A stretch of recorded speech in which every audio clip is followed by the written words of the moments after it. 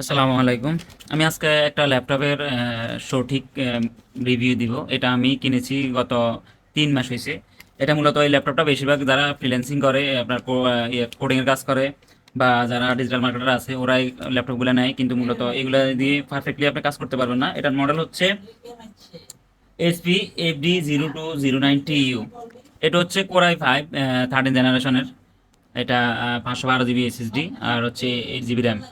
তো এটা আসলে মূলত এটার প্রবলেম কি আমি বলি, এটা কোডিং করতে গেলে এটা খুবই স্লো কাজ করে। এটা যখন আমার আসলে মূলত কাজ হচ্ছে কোডিং এর, তো এটা কোডিং এর জন্য বেস্ট না। হ্যাঁ ঠিক আছে, এটা হ্যাং করে। আমি যদি ক্লিক করলে একটু পরে আসে, এখন কাজ করতেছে না, এই জন্য বোঝা যাচ্ছে না।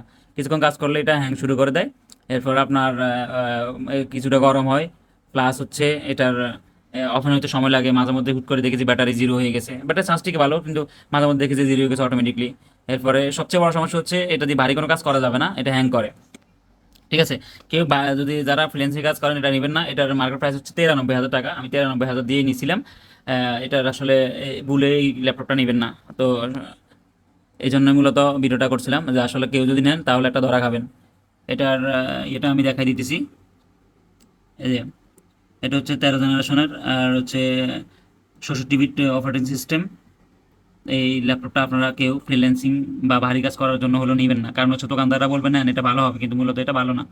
আমি নিজে নিছি, সুতরাং আমি এটা রিয়েল রিভিউ দিলাম। আপনারা কেউ ভুলেও এই ল্যাপটপটা এত দাম দিয়ে নেবেন না। সবাইকে ধন্যবাদ, ভালো থাকবেন, আসসালামু আলাইকুম।